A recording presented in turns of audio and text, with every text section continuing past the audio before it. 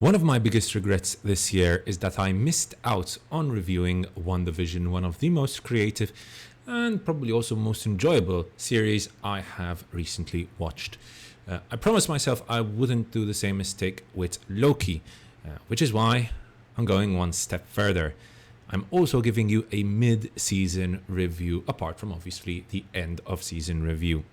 Hey guys, welcome back to Lip Talk, and this is my mid-season review for Loki. Before we start with this review, as always guys, don't forget to leave a like on this video if you enjoyed, and please do consider subscribing, as those are the two main ways you can help support my channel right here at Lip Talk.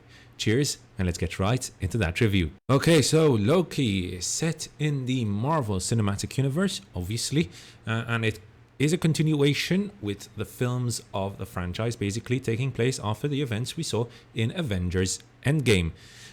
In which here we have an alternate version of Loki who has created a new timeline, basically. We see Tom Hiddleston reprising the role of Loki, and he is accompanied by a very talented cast, including talents like Gugu Mbatha-Raw, Wunmi Mosaku, Eugene Cordero, Tara Strong, Owen Wilson, Sophia Di Martino, and Sasha Lane. It's basically another limited series, just like WandaVision, after all. However, it has been confirmed that a second season is currently in development. Now, the premise here is simple. Mind you, some spoilers will now be mentioned for the first 3 episodes. So if you don't want spoilers, please just fast forward to basically the end of the video to see my sort of general take on the whole thing and whether you should watch it or not. So, Loki, as I mentioned already, we have here an alternate version of him.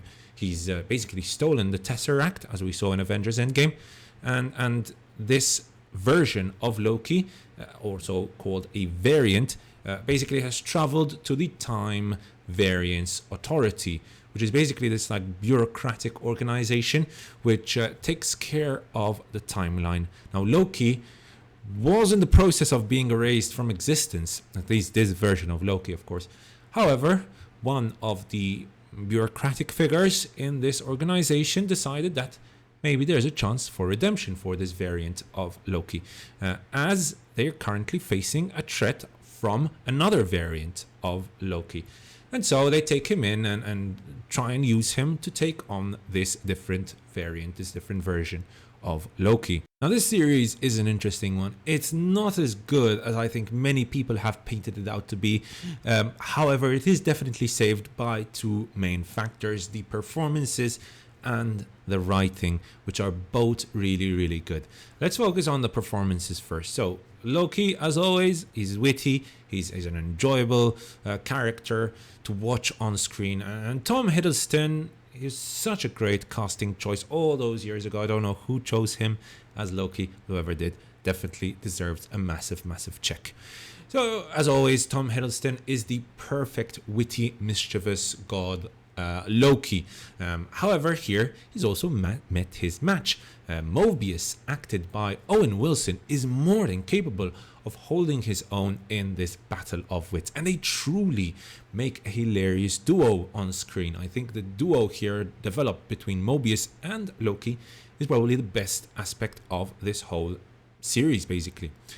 Throughout the first 2 episodes, we do see the relationship between them also develop. So it's not just this like clash of wits, but we also see an interesting relationship develop between the two, which I really, really enjoyed. And I'm interested to see where this relationship will veer, obviously after Loki's actions at the end of the 2nd episode. Now, to be honest, the first episode in itself was kind of bogged down with a little bit too much of exposition, but I do understand that the exposition and the world building there was necessary for sort of the rest of the episodes to be able to push the story forward as fast as possible.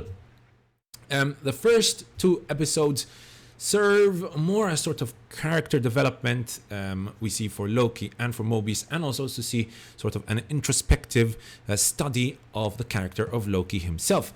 However, action starts to pick up in the 3rd episode, and the 3rd episode sees a lot of action. Unfortunately, the 3rd episode was also probably my least favorite episode, basically because the duo, which I really enjoyed, Mobius and Loki is stopped in his tracks in the third episode. So that's one of the things I think I was most disappointed about in sort of the third episode. However, we do get some pretty decent action in it as well. I think the character of Mobius was the standout character we've had so far. Very surprising. I really did not expect to like another character as much as, if not more than Loki in a series named Loki. But there we have it. The writing is also pretty good. I think the witty banter between the characters is done quite well. Sometimes it becomes a little too much. I thought the banter between Loki and Sylvie, another variant of Loki, was a little too much in my opinion, and it really didn't work well in my opinion. But we'll see, maybe it improves in the coming episodes. So overall, I think that Loki has so far been a pretty successful start for Marvel. I'm curious to see where the story will take us, especially hoping that Loki and Mobius sort of can join up together again, or else maybe take on each other. Everything is pretty much up to standard. As you can tell, I've really enjoyed most of the performances here. The dialogue is sharp, witty, and works really well for what they want. The visual special effects, nothing special here, but for a series, for a limited series, I think it's also pretty good. Obviously, they have a decent budget, but not as big as obviously the Avengers movies or whatnot. If you're thinking about starting to watch this series, I highly recommend it, especially if you're someone who enjoys watching Marvel productions. If not, I would probably avoid it, because first of all, you probably won't understand what's going on in the first place, and secondly, probably these kind of things aren't for you if you haven't watched the Avengers, for example. Overall, I think it's been a fun watch. I'm expecting much better from the final 3 episodes of this series. In total, we have 6 episodes, so I'm looking forward to those. So that's pretty much all there is for it. Obviously, I'm not going to give you a rating. I'll give you the rating at the end of the series in my end of season review. Thanks so much for watching, guys. I hope you enjoyed that review, and if you did, don't forget to leave a like on this video, and please do consider subscribing. Cheers, and I'll see you guys next time right here on Adlib Talk.